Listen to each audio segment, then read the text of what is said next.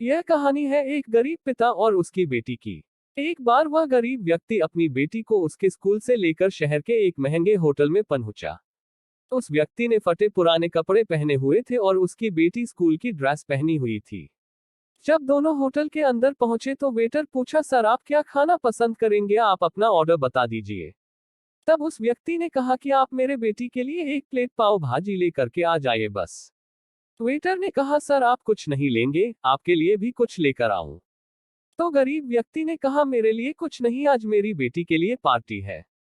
मैंने इससे वादा किया था कि अगर तुम इस जिले में 10th क्लास में टॉप करोगी तो तुम्हें मैं सबसे महंगे होटल में पार्टी दूंगा, तो आप सिर्फ बच्चे के लिए पाव भाजी ले आइए।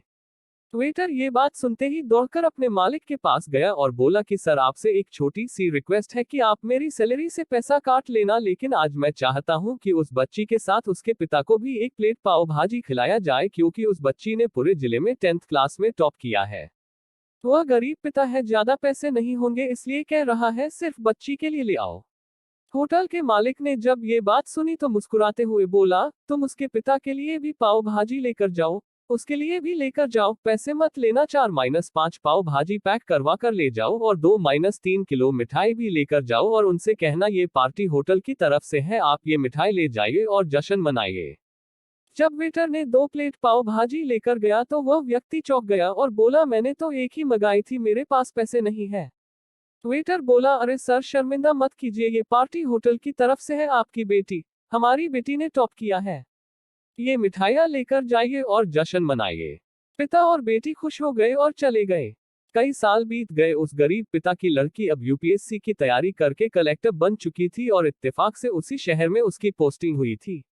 उस लड़की ने उस होटल में सूचना पहुंचा दी कि मैं उस होटल में लंच करने के लिए आ रही हूँ। होटल के मालिक ने जब ये सुना तो होटल को पूरी तरह से सजावा दिया। गांव में ये बात पूरी तरह से फैल गई और कस्बे के सभी लोग उन्हें देखने के लिए आने लगे। कलेक्टर अपने पिता के साथ उस होटल में पहुंची। कलेक्टर ने होटल के मालिक से कहा कि शायद आप मुझे पहचाने नहीं, हम वही पिता पुत्री है जो कि हमारे 10th क्लास टॉप करने पर आपने मुझे पार्टी दी थी।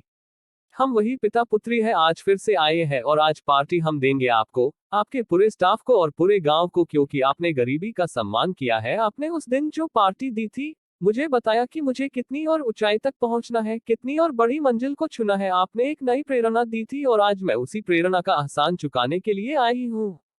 वो मैडम ये सब कहते जा रही थी और आंखों से आंसू बहती जा रही थी। यह कहानी हमें सिखाती है कि कभी भी किसी गरीब का मजाक मत उड़ाना। हो सके तो उसकी मदद करना, और अगर मदद ना कर सको तो उसका मजाक मत उड़ाना, क्योंकि वो सब देख रहा है। बनना है तो उसकी नजर में अच्छा बनिए। जहां भी रहिए कर दिखाइए कुछ ऐसा कि दुनिया करनी चाहे आपके जैसा।